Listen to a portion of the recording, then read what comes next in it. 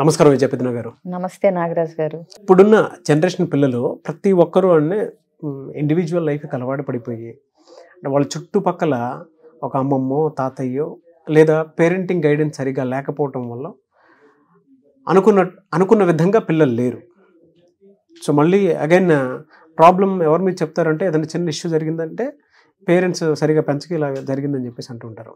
CMR family mall ఇప్పుడు మన KPHBలో ఫిబ్రవరి 10వ తేదీన ప్రముఖ నటి శ్రీలీల గారిచే ఘన ప్రారంభం. సో ఈవెన్ పేరెంట్స్ అయినా సరే ఒకవేళ మీ పిల్లలకు కొన్ని విషయాలు మీరు చెప్పలేకపోతే ఈ వీడియోని కంప్లీట్గా చూసి ఫస్ట్ మీరు చూసిన తర్వాత మీ పిల్లలకు చూపించండి, షేర్ చేయండి, కింద కామెంట్ బాక్స్లో పోస్ట్ చేయండి.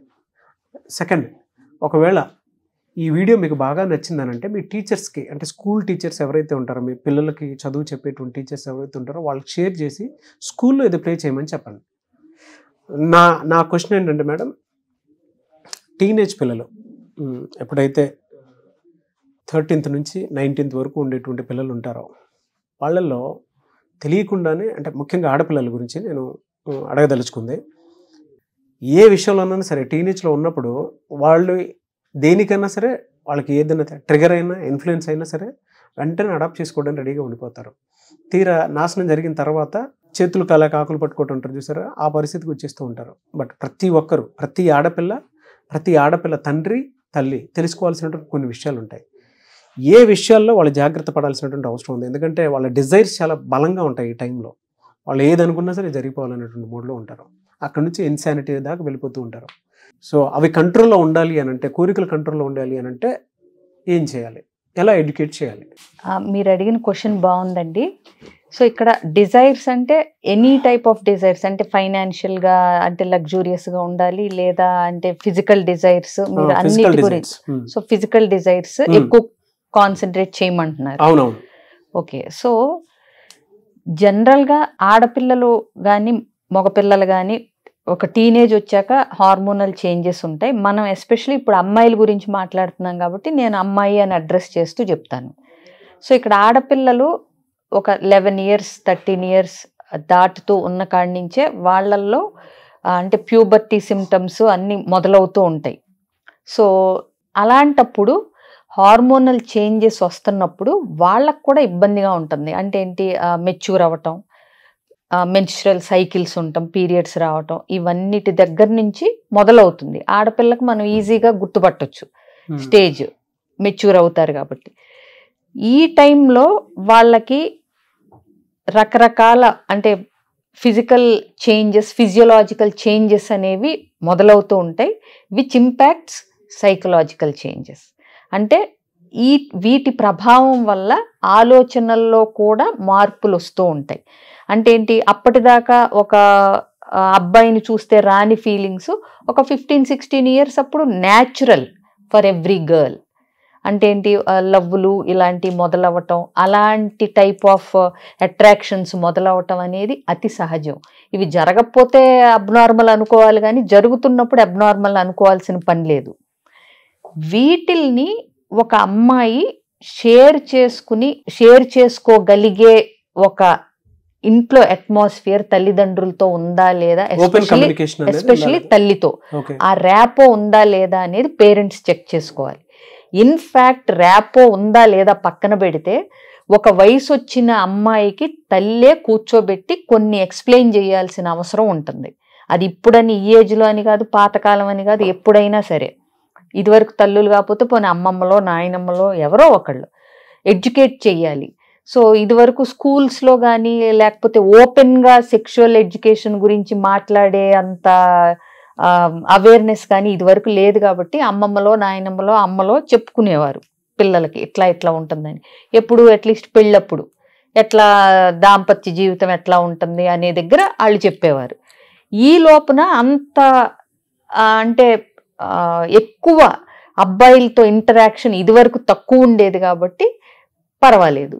ఇప్పుడు మనకి అమ్మాయిలు అబ్బాయిలు కలిసి పెరుగుతున్నారు, అన్నిట్లో సమానత్వం, కలిసి ఆడుకుంటున్నారు, కలిసి ఫ్రెండ్షిప్ చేస్తున్నారు, అబ్బాయిలకి అమ్మాయిలు బెస్ట్ ఫ్రెండ్ ఉంటున్నారు, అమ్మాయిలకి అబ్బాయిలు బెస్ట్ ఫ్రెండ్స్ ఉంటున్నప్పుడు ఆ బౌండరీస్ సెట్ చేసి ఎక్కడ వరకు ఆగాలి, ఏ ఫీలింగ్స్ దగ్గర రెస్ట్రిక్ట్ అవ్వాలి, బౌండరీస్ సెట్ చేసుకోగలుగుతున్నారా లేదా attraction is different from love, infatuation is different from love అనేది పిల్లలకు అర్థమయ్యే ఫేజ్లో ఎలా ఉంటుంది అనేది తల్లి కూర్చోబెట్టి అమ్మాయితో మాట్లాడాల్సిన అవసరం ఖచ్చితంగా ఉంది.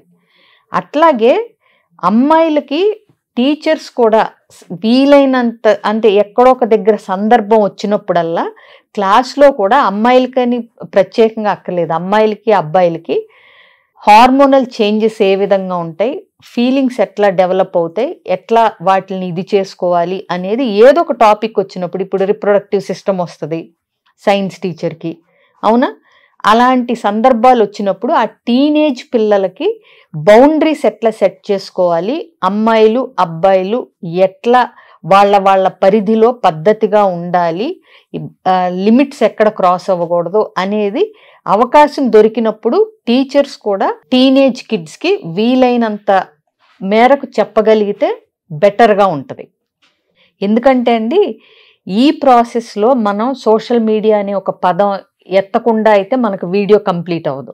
ఇవాళ పిల్లల చేతుల్లో ఏ కంటెంట్ అయినా చూడగలిగిన ఒక వెసులుబాటు వచ్చేసింది.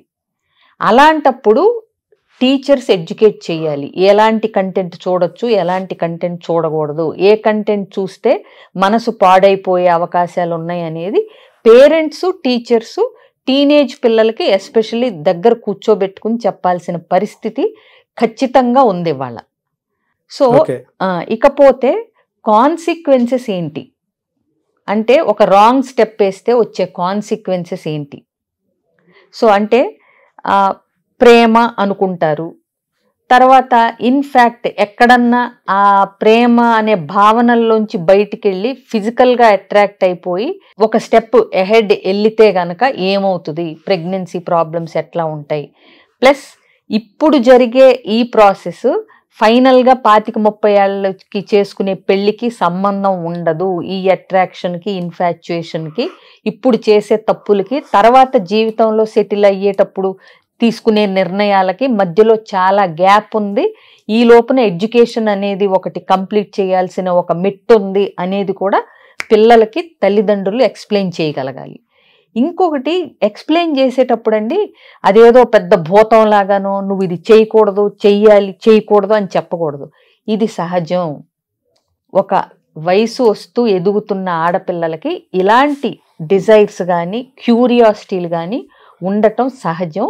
వాటిల్ని ఎట్లా అధిగమించాలి, వాటిల్ని ఎలా తీసుకోవాలి అనేది విపులంగా చెప్పాలి కానీ భయపెట్టకూడదు. అంటే ఏంటి, నీకు ఇలాంటి ఆలోచనే రాకూడదు, అది వస్తే నువ్వు పద్ధతిగా లేనట్టు అనకూడదండి. ఆలోచనలు వస్తాయి, వాటిల్ని సక్రమమైన మార్గంలోకి ఎట్లా మళ్ళించుకోవాలి అనేది నేర్పగలగాలి. ప్లస్ ఆడపిల్లలే వచ్చి కొంతమందికి తల్లులకి షేర్ చేస్తే గనక నీకు ఇలాంటి, ఇప్పుడే చెప్పాను నేను, ఇట్లాంటి ఆలోచించకూడదు, ఇది పద్ధతి కాదు అని కట్ చేస్తే ఆడపిల్ల షేర్ చేయటం మానేస్తుంది. సో అందుకని ఏంటంటే ఒక అడుగు వాళ్ళ దారిలోకి వెళ్ళి 4 అడుగులు వాళ్ళని మన దారిలోకి తెచ్చుకోగలగాలి. ఇది స్కిల్. ఎప్పుడూ కూడా జడ్జి చేయటం అనేది చేస్తే పిల్లలు నోరు విప్పరు మన దగ్గర అనేది తల్లిదండ్రులు బలంగా గుర్తుపెట్టుకోవాలండి. You are there only to listen, not advice. ఇంకొకటి, పెరటి చెట్టు వైద్యానికి పనికిరాదు అనుకున్నప్పుడు ఖచ్చితంగా కౌన్సిలర్స్ హెల్ప్ తీసుకోవాలి. ఇప్పుడు అమ్మ చెప్పేదానికంటే ఇంకొకళ్ళు చెప్తే వాళ్ళకి ఇంపాక్ట్ బాగుంటుంది. టీచర్ చెప్తేనో ఇంకొకళ్ళు చెప్తేనో వాళ్ళు బాగుంటుంది. ఎందుకంటారా, అమ్మలు నాన్నలు జడ్జ్ చేసేస్తారు అనేది వాళ్ళకి ఎక్స్పీరియన్స్లో ఉంటుంది. పిల్లలకి సలహాలు ఇస్తారు, పూర్తిగా వినకముందేనే మన పిల్లలకు సలహాలు ఇవ్వటం మనకు తల్లిదండ్రులుగా మనకు అలవాటు. ఇదే ఉంది. ఫర్ ఎగ్జాంపుల్ అదే చెప్తున్నాను, ఈ చాప్టర్ అర్థం కాలేదు అనగానే ఏమంటారు, ఏముంది ఇంకోసారి చదువు, ఒకసారి అర్థం కాకపోతే 4 సార్లు చదివితే అదే వస్తుంది, ప్రాక్టీస్ చెయ్యి, ప్రాక్టీస్ మేక్స్ మ్యాన్ పర్ఫెక్ట్, కాబట్టి ఇలా చెయ్యి, నీకు ఇంకా అర్థం కాకపోతే ట్యూషన్ పెడతాను, దాంట్లో రానిదేముంటుంది అని ఈజీగా కొట్టిపారేస్తే అక్కడ వాడికి లేకపోతే ఆ అమ్మాయికి ఏం ప్రాబ్లం ఉందో, అసలు దాని మీద ఇంట్రెస్ట్ ఉందో లేదో, రావట్లేదని ఎందుకు అనుకుంటున్నావు అంటే వాళ్ళే చెప్తారు. మరి ఏం చేస్తే వస్తుంది అనుకుంటున్నావు అంటే వాళ్ళే చెప్తారు. ఇక్కడ మనం ఏం చెప్పలేదు చూడండి, జస్ట్ క్వశ్చన్లు వేసామంతే. అర్థమైందా?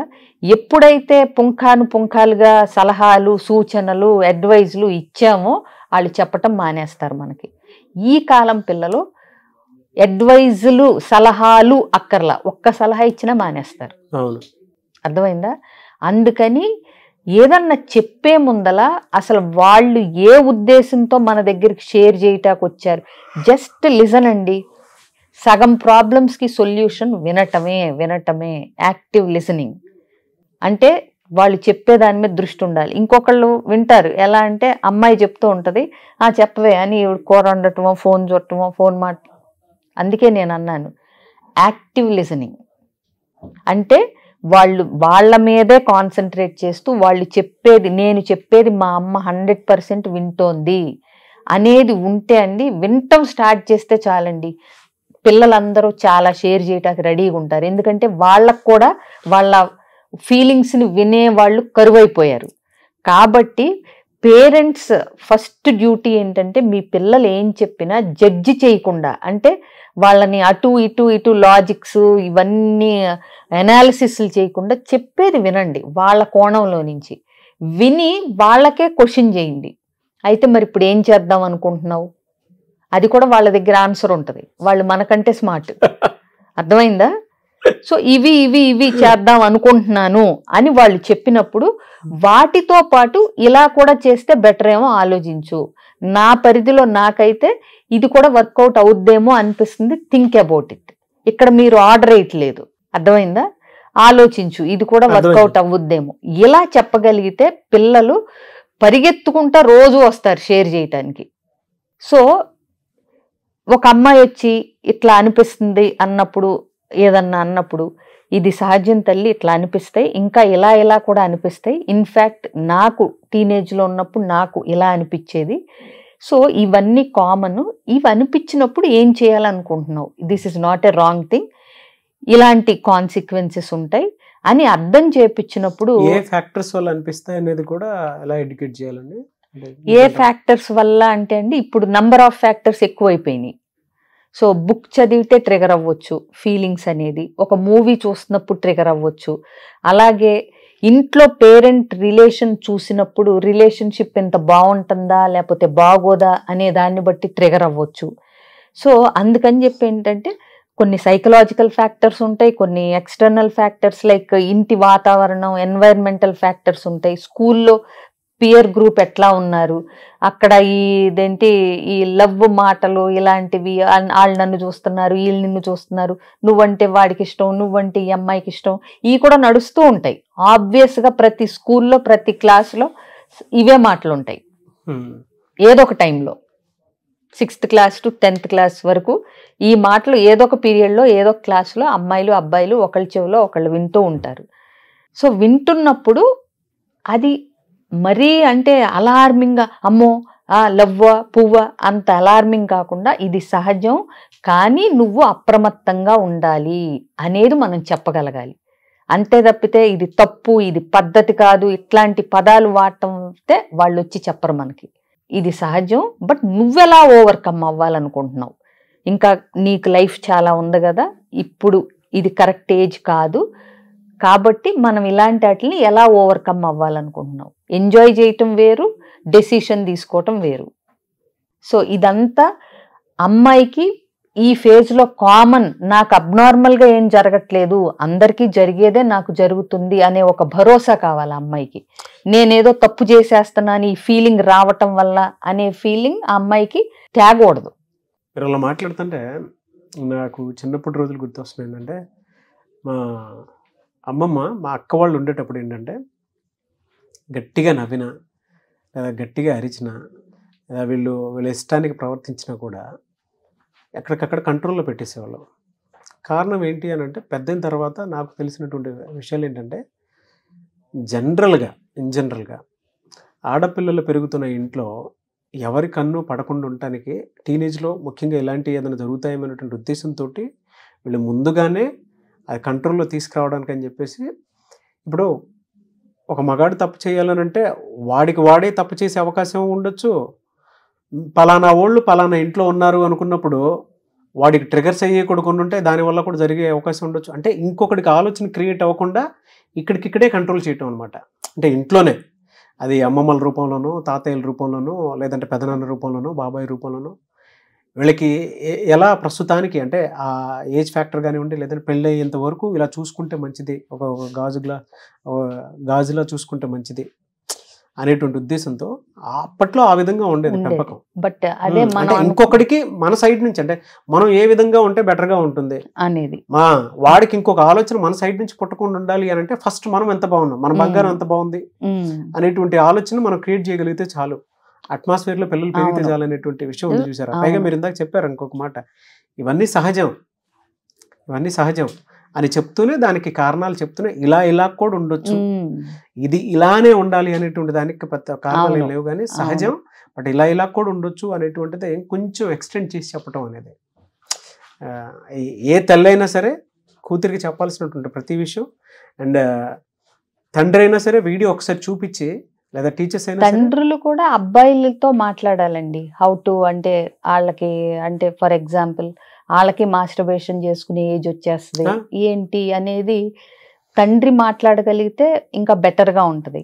కొంతమంది తండ్రికి ఆ టైప్ ఆఫ్ మనస్తత్వం కానీ ఇవి లేకపోతే కనుక అట్లీస్ట్ ఒక కౌన్సిలర్ దగ్గరకో, ఇప్పుడు జెంట్స్ కౌన్సిలర్స్ కూడా ఉంటారు, తీసుకెళ్ళి అంటే హార్మోనల్ చేంజెస్ వస్తున్నప్పుడు మైండ్ ఎట్లా థింక్ చేస్తుంది, ఎలాంటి ఆలోచనలు వస్తాయి, వాటిని ఎట్లా కంట్రోల్లో పెట్టుకోవాలి, అలాగే సోషల్ మీడియా ఎంతవరకు చూడాలి, సోషల్ మీడియా కంటెంట్ ఏం కంటెంట్ చూడాలి, ఎక్కడ లాక్ పెట్టాలి, ఎక్కడ చెక్ చేయాలి అనేది కూడా ఒక సర్టెన్ ఏజ్ వచ్చే వరకు పిల్లలు సోషల్ మీడియా మీద కూడా తల్లిదండ్రుల ఫోకస్ ఉండాలి. ఎస్పెషలీ ఇవాళ అది కూడా చెప్పాల్సి వస్తుంది. ఇవాళ డిస్ట్రాక్ట్ అవటానికి చాలా ఛాన్సెస్ ఉన్నాయి. అరిచేతులోనే ప్రపంచం అంతా ఉంటుంది మొబైల్ రూపంలో. సో ఎంత మట్టుకని కాపలాగాస్తారండి.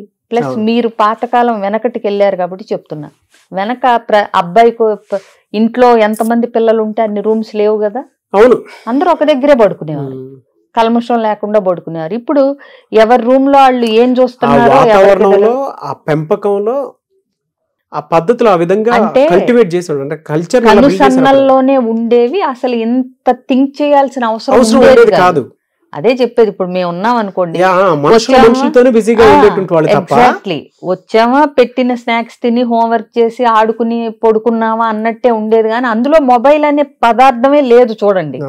టీవీలే ఎప్పుడుకో వచ్చినాయి 10th లో ఇంటర్లో వచ్చేపాటికి. మాకు అదే 10th క్లాస్ వస్తే టీవీ కనెక్షన్ తీసేయాలి అనేవారు మాకు. ఇప్పుడు మరి మొబైల్ ఏం చేయాలి అనేది ఆలోచించాలి కదా. ఎందుకంటే లాట్ ఆఫ్ డ్రాస్టిక్ చేంజ్. నువ్వు ఏఐ మెషిన్ లెర్నింగ్ వచ్చాక ఇంకా మనం ఇక మాట్లాడితే ఎక్కడికో వెళ్ళిపోతాం లేదు కానీ. సో ఇప్పుడు ఏంటంటే పిల్లలు ఏ కంటెంట్ చూస్తున్నారు అనేది తల్లిదండ్రులు ఒక గంట గమనించాలి, అదొకటి ఇంపార్టెంట్. టీనేజ్ పిల్లలు వచ్చినప్పుడు కొంచెం వాళ్ళతో స్పెండ్ చేసే టైము వాళ్ళని క్వశ్చన్ చేస్తూ ఉండాలి. సో దట్ వాళ్ళు ఎక్కువ మాట్లాడాలి, మనం ఎక్కువ క్వశ్చన్ చేయాలి, వాళ్ళు చెప్పేది వినాలి. ఇది చేస్తున్నప్పుడు ఏంటంటే ఇంట్లో వాతావరణం కొంచెం బాగుంటుంది. ప్రతి ఇంట్లో డిన్నర్ అనేది కలిసి చేయండి. అప్పుడు స్క్రీన్లు మానేసి, అంటే ఎవరికాళ్ళు ఫోన్లు లేదా టీవీ ఒక సినిమా పెట్టకుండా కబుర్లు చెప్పుకుంటా ఉండండి. అప్పుడు ఏమవుతుందంటే వీళ్ళ ఆలోచన విధానం ఎటు సాగుతుంది. సో అవసరమైతే పేరెంట్స్ ఒక టాపిక్ లాగా, అంటే ఏదో ఒక టాపిక్ మాట్లాడుతూ ఉంటే ఆ టాపిక్ మీద విశ్లేషణ పిల్లలు ఎట్లా చేస్తున్నారు, వాళ్ళ ఆలోచన విధానాలు ఎట్లా ఉన్నాయి ఏంటి అనేది గమనించుకుని మనం కరెక్ట్ చేసుకోవటానికి పేరెంట్స్కి ఒక అవకాశం ఉంటుంది. ఎక్కడన్నా రాంగ్ అభిప్రాయాలు ఉంటున్నాయి అంటే గనక అది ఎంత జనరల్ టాపిక్ అయినా అవనివ్వండి, ఇదే మాట్లాడాలని ఏం లేదు. బట్ ఒక టాపిక్కి విశ్లేషణ అనేది ఇంట్లో నలుగురు చక్కగా భోంచేస్తూ చేసినప్పుడు వాళ్ళ ఆలోచనలు ఎటువైపు వెళుతున్నాయి అనేది ఉంది. ఫర్ ఎగ్జాంపుల్ ఇండియాలో సెటిల్ అయితే బెటరా, అమెరికాలో సెటిల్ అయితే బెటర్ అనుకుంటున్నారా మీరు అన్నారనుకోండి, ఎగ్జాంపుల్. సో ఇండియాలో ఎందుకు, ఇక అమెరికాలో ఎందుకు, దాని అడ్వాంటేజెస్ ఏంటి మాట్లాడుతూ ఉంటే వీళ్ళ కెరియర్ థాట్స్ ఏంటి, వీళ్ళకి ఫోకస్ ఎంత ఉంది, ఇవన్నీ బయటకు వస్తాయి. అట్లా అతి జనరల్ టాపిక్స్ రోజు చక్కగా ఏదో పెద్ద సెమినార్ పెట్టాలని అంటల్లా నేను, ఊరికే మాట్లాడుకుంటా ఉంటే వస్తాయి. ఇప్పుడు మూవీస్లో వైలెన్స్ మీద మీ అభిప్రాయం ఏంటి అన్నారనుకోండి, పిల్లలు మాట్లాడటం మొదలు పెడతారు. ఇట్లా పిల్లలతో ర్యాపో పెంచుకుంటా వాళ్ళు చెప్పేది వినండి, వాళ్ళ అభిప్రాయాలను మీరు ఖండించొద్దు. వింటూ ఉన్నప్పుడే వస్తూ ఉంటాయి బయటికి.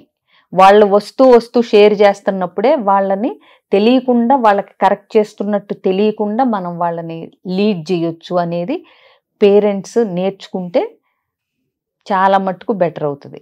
ఎస్, వెరీ గుడ్ అనాలిసిస్ అండి. థ్యాంక్ యూ అన్న, థ్యాంక్ యూ సో మచ్ విజయ పెద్దన గారు. అయితే ప్రతి పేరెంట్ డెఫినెట్గా కొన్ని విషయాలు పిల్లలకు నేర్పించాల్సినటువంటి అవసరం ఉంటుంది. అండ్ కొంతమంది పిల్లల బిహేవియర్ పెద్దవాళ్ళకి అర్థం కాదు, ఎలా ఉంటే బాగుంటుంది అనేటువంటి దాని మీద అవగాహన కూడా ఉండదు. అటువంటి వాళ్ళు మిమ్మల్ని అప్రోచ్ అవ్వాలనుకుంటారు, లేదా పర్సనల్ కౌన్సిలింగ్ కోసం ఉన్నా సరే అప్రోచ్ అవుదాం అనుకుంటారు, లేదా క్లాసెస్ ఏదైనా ఉంటే అటెండ్ అవుదాం అనుకుంటారు. వాళ్ళకి ఏమైనా ఆప్షన్స్ ఉన్నాయా ఆడియన్స్కి? తప్పకుండా ఉన్నాయండి. పర్సనల్గా అటెండ్ అవ్వాలి అంటే కనుక స్క్రీన్ మీద కనిపిస్తున్న నెంబర్ కాంటాక్ట్ చేస్తే డీటెయిల్స్ అది ఓకే. మీరు క్లాస్ అనే పదం వాడారు కాబట్టి ఈ సందర్భంగా నేను చెప్పేది ఏంటంటే, March 3rd నేను రామ్ సార్ ఇద్దరం కలిసి ఒక ఆఫ్లైన్ సెషన్ ప్లాన్ చేసాం already. Untold secrets of relationship and parenting, preparing is better than repairing. So దీనిలో ఏంటంటే రిలేషన్షిప్ అండ్ పేరెంటింగ్ కి సంబంధించిన టిప్స్, సీక్రెట్స్. అంటే మనం చాలా మంది వాట్ టు డూ అనేది చెప్తాం ఎక్కడైనా సరే, దీంట్లో వాట్ నాట్ టు డూ అనేది కూడా కవర్ చేస్తాం. అంటే మీరు పేరెంటింగ్లో చేయకూడనివి ఏంటి, రిలేషన్షిప్లో చేయకూడనివి ఏంటి, ఏవి అద్భుతంగా చేస్తే బాగుంటుంది, ఇలాంటివన్నీ కొన్ని పాయింట్స్ తీసుకుని, సో ఏ ఏజ్ పిల్లలున్నా, ఫ్రమ్ పిల్లలు రాబోతున్న అంటే వుడ్ బి పేరెంట్స్ కూడా, కపుల్స్కి, ఎందుకంటే ఇక్కడ రెండు కవర్ అవుతున్నాయి, relationship as wife and husband and parenting. So ఎవరైనా అటెండ్ అవ్వచ్చు, పిల్లలతో అటెండ్ అవ్వచ్చు, పిల్లలైనా అటెండ్ అవ్వచ్చు, అండ్ మ్యారేజ్ చేసుకోబోయేటువంటి వాళ్ళైనా అటెండ్ అవ్వచ్చు. ఎగ్జాక్ట్లీ, లేదా పిల్లలు కనబోయేటువంటి వాళ్ళైనా సరే క్లాస్కి అటెండ్ అవ్వచ్చు అనమాట. సో అందరికీ ఉపయోగపడేటువంటి క్లాస్ ఇదే. March 3rd జరుగుతుంది అనమాట. ఆసక్తి కలిగిన వారు ఎవరైనా సరే స్క్రీన్ మీద మీకు కాంటాక్ట్ నెంబర్ కనిపిస్తుంది. సో ఇద్దరు ప్రొఫెషనల్స్, రామ్ జలదుర్గం గారు అండ్ విజయ పెద్దన గారు. So proper tools and techniques తోటి పిల్లల్ని ఏ విధంగా పెంచాలి, నెక్స్ట్ లెవెల్కి పిల్లల ఆలోచనలు ఏ విధంగా తీసుకువెళ్ళాలి, అది కూడా మోరల్గాను ఎథికల్గాను రెగ్యులర్గా వాళ్ళకు ఒక మెడిసిన్లో పనిచేసేటువంటి క్లాస్ ఇది. సో ఎక్కడున్నా సరే ఆ క్లాస్కి ఒక్కసారి అటెండ్ అయితే, అటు పేరెంట్స్ అయినా పిల్లలైనా సరే, కొంతమంది టీచర్స్ అయినా సరే, ఇందాక చెప్పాను కదండి, అంటే ఫలానా వాళ్ళే అని కాకుండా ఒక రిలేషన్షిప్ని ఎంత విలువైనటువంటి రిలేషన్షిప్గా మార్చుకోవాలి అనుకున్నటువంటి వాళ్ళకి March 3rd అయితే క్లాస్ ఉంటుంది. ఆసక్తి కలిగిన వారు ఎవరైనా సరే స్క్రీన్ మీద కనిపిస్తున్న నెంబర్కి కాల్ ఆర్ మెసేజ్ వాట్సాప్ చేసి వెంటనే ఎన్రోల్ చేసుకోండి. ఎనీవేస్ థ్యాంక్ యూ అండి. Wish you all the best Vijaya Peddana garu. Thank you so much. Thank you.